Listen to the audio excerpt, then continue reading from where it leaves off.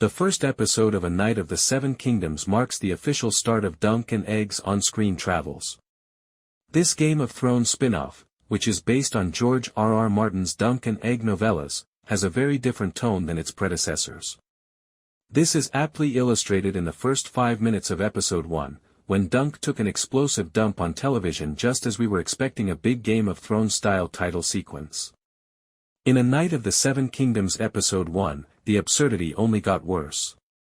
But there were plenty of touching and motivational moments in this first installment.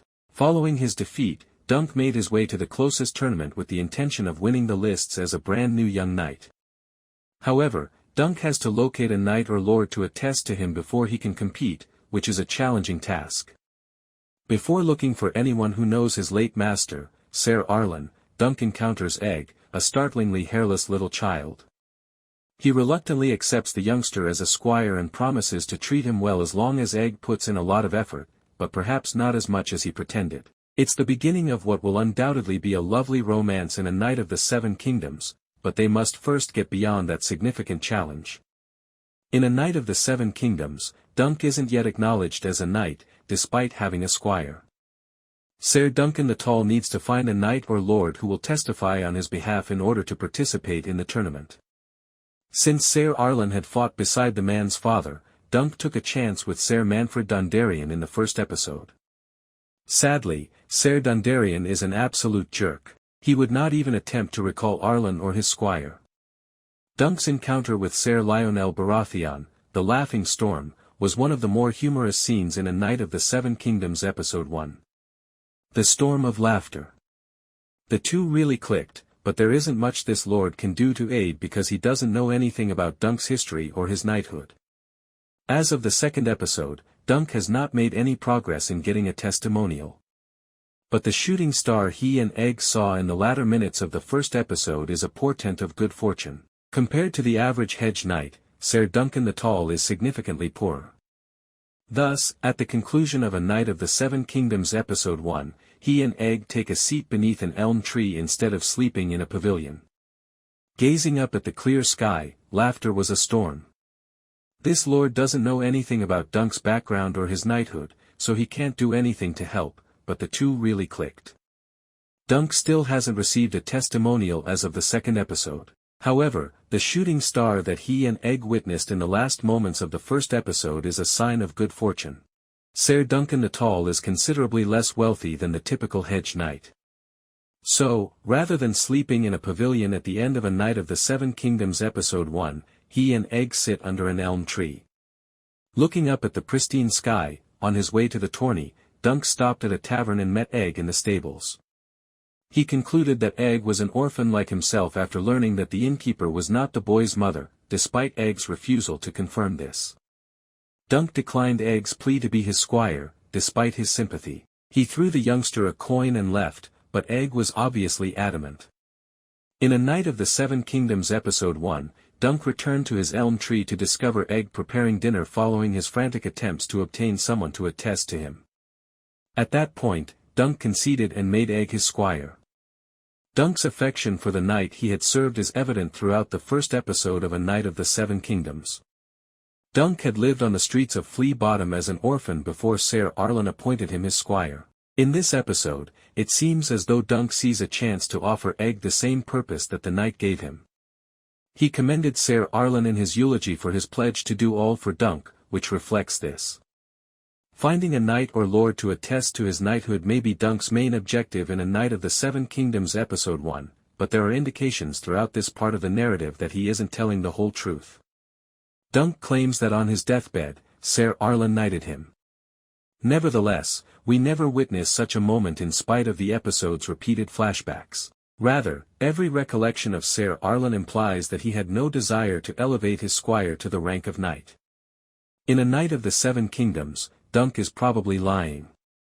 If he had been knighted, he wouldn't have been debating his next course of action in the opening scenes of episode 1. His perseverance suggests that going to the tournament was a dangerous undertaking. Nevertheless, Dunk is aware that he only needs to win once to establish his dominance. Naturally, the fact that Dunk is probably not a real knight only makes his search for a testimonial seem unachievable. Episode 2 of A Knight of the Seven Kingdoms will reveal just how he plans to accomplish this. The user's display image. There are many new and returning Westerian houses in A Knight of the Seven Kingdoms, some of which the majority of fans will recognize and others of which they will be interested in learning more about. The six-part A Knight of the Seven Kingdoms is HBO's most recent addition to the A Song of Ice and Fire universe. There are many new and returning Westerian houses in A Knight of the Seven Kingdoms, some of which the majority of fans will recognize and others of which they will be interested in learning more about. The six-part A Knight of the Seven Kingdoms is HBO's most recent addition to the A Song of Ice and Fire universe. 100 years prior to Game of Thrones, Peter Claffey's character Duncan, Dunk, a hedge knight, shows up at a tournament. He wants to get a job in one of the numerous aristocratic families in Westeros there. We notice a good number of houses that have come to joust, carouse, and possibly more, as is to be anticipated of a big, loud tournament. George R.R. Martin's favorite family is the House Targaryen, therefore you may anticipate seeing them throughout A Knight of the Seven Kingdoms. The evil Targaryen prince is present once more, but this series has a lot more flavors, some of which are allies and some of which are not so much. Although we have only seen Targaryens in the A Knight of the Seven Kingdoms trailers, their name appears in the first episode, indicating that they will soon arrive. Ser Lionel Baratheon, Daniel Ings, the Laughing Storm, who has already earned his moniker in Episode 1, serves as the primary representative of House Baratheon. Though he is a little more wild-eyed, Lionel shares Robert Baratheon's, Mark Addy, penchant for food and alcohol from Game of Thrones. Following a minor misunderstanding, Lionel is among the first High Lords to greet Dunk. In keeping with his house's emblem, Lionel also likes to wear a crown of stag horns. Episode 1 shows a brief glimpse of the House Lannister banners, with the gold lion on red clearly identifiable. Although the Lannisters, who were the primary antagonists in Game of Thrones, have not yet been introduced to us and might not have a significant role in A Knight of the Seven Kingdoms, the house is constantly present. Because the Ashford tourney is the focal point of the novel, the flags of House Ashford, with their white sun and chevron on orange, may be seen throughout A Knight of the Seven Kingdoms. In the first episode of the series, the steward plumber, Tom Vaughan Lawler, develops feelings for Dunk. In A Knight of the Seven Kingdoms, House Dondarrion, headed by the enigmatic Beric, Richard Dormer, in Game of Thrones, is a little less noble. At the tournament, Dunk goes over to Manfred Dondarrion, Daniel Monks, and asks him to attest to his knighthood. Manfred is too focused on women and parties to offer assistance. In Episode 1, we see the Reach's House Fossaway. After knocking up his cousin and squire, Ray Munn, Sean Thomas, Stephen Fossaway, Edward Ashley, the heir of House Fossaway of Cider Hall, challenges Dunk to a battle, which he respectfully declines.